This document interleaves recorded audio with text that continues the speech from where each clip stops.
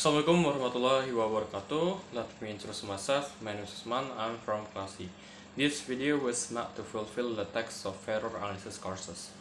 Okay, well, in this video we will analyze the discourses error. Video ini adalah video lanjutan dari bab 5 tentang levels of error. Kali ini kita akan beralih ke sebab selanjutnya, yaitu discourses error. Dalam discourses error, terdapat 3 kesalahan, yaitu kesalahan koherensi, kesalahan pragmatis, dan juga kesalahan respektif. Yang pertama adalah kesalahan discourses. Yang pertama adalah koherensi, maksudnya. Pertama adalah kesalahan koherensi. Bhatia mengevaluasi komposisi bebas dari India Sarjana, baik dari segi mekanik dan juga segi organisasi atau pengembangan paragraf yang mereka kerahkan. Dia berusaha menganalisis kualitas yang diinginkan dalam tulisan seperti relevansi, kejelasan, pengembangan, dan bahkan orisinilitas. Bahkan dia mencoba juga untuk menentukan koherensi tulisan siswa.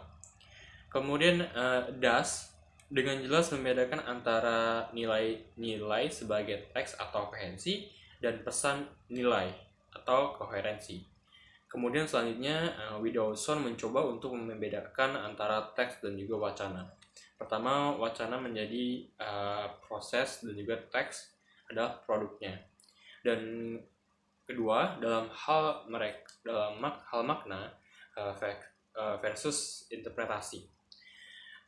Masalah dengan definisi ini adalah bahwa hal itu membuat teks menjadi perhatian pembaca penulis dan wacana sebagai aktivitas mendengar dan menutur. Sebenarnya ada 3 macam koherensi. Yang pertama adalah koherensi topikal. Koherensi topikal mengacu pada kebutuhan komponen wacana agar relevan dengan topik atau tujuan secara umum. Kemudian yang kedua adalah koherensi relasional. Koherensi relasional mengacu pada persyaratan untuk proposisi yang merupakan suatu wacana yang saling berkaitan. Kemudian yang ketiga adalah koherensi berurutan. Koherensi berurutan ini mengacu pada perlunya proposisi konstitutif untuk diatur dalam beberapa urutan yang efektif. Kemudian selanjutnya adalah kesalahan pragmatis. Semua jenis kesalahan wacana yang didefinisikan sejauh ini mencerminkan keterbatasan, bukan dalam kompetensi linguistik, tetapi dalam penyebaran kompetensi itu. Kami menggunakan label kesalahan pragmatis atau infelicity untuk merujuk pada ini. Karena mereka melibatkan penerapan pengetahuan linguistik, kami menyebutnya penyimpangan pragmalinguistik. Tidak seperti kesalahan teks, mereka muncul setiap kali pembicara salah pengkodean atau pendengar salah mengartikan. Semua pesan bukan untuk merusak maknanya, tetapi untuk merusak kekuatan pragmatisnya, yaitu tindak tutur apa yang dimaksudkan. Kemudian di sisi lain, seperti yang benar-benar ditekankan oleh Janicki dan Thomas, bahwasanya ada kesalahan wacana atau interaksional yang muncul bukan karena ketidakmampuan linguistik, tetapi karena ketidakmampuan sosio-kultural. Atau kemudian penutur asli kasar membuatnya mungkin lebih daripada belajar asing yang berbudaya. Kemudian Janicki berbicara tentang pelanggaran aturan sosial interaksi dan Thomas tentang kegagalan sosio-pragmatis. Kemudian kegagalan sosio-pragmatis dihasilkan dari jalinan budaya, dari perbedaan pandangan budaya tentang perilaku sosial dan sosiolinguistik yang pantas dalam setting tertentu.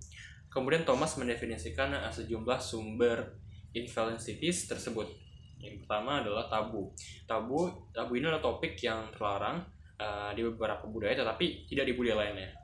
Contohnya adalah contoh yang familiar adalah hal-hal yang tidak dapat disebutkan seperti seks, buang air besar, makanan, kanker, dan juga AIDS. Yang kedua adalah ukuran pengenaan. Yang ketiga adalah value atau nilai, dan keempat adalah kekuasaan dan jarak sosial. Kemudian kesalahan selanjutnya adalah respektif. Sangat menggoda untuk mendeskripsikan produksi teks dan wacana secara eksklusif proses sambil mengabaikan kesalahan respektif yang lebih sulit dipahami. Godaan lebih besar pada tataran teks dan wacana daripada substansi, di mana kegagalan terlihat dan mengarah ke rusaknya komunikasi. Yang pertama, kita sebut kesalahpahaman. Yang terakhir, salah pemrosesan yang mencerminkan perbedaan teks. Wacana yang ditarik oleh Widowson. Kemudian formulasi alternatif dari perbedaan yang sama adalah dengan mengatakan bahwa kesalahpahaman melibatkan pengambilan referensi yang tidak dimaksudkan atau gagal untuk mengambil yang dimaksudkan dari teks. Sementara kesalahan pemrosesan muncul ketika kekuatan wacana yang tidak diinginkan diidentifikasi atau kekuatan yang dimaksudkan tidak diidentifikasi.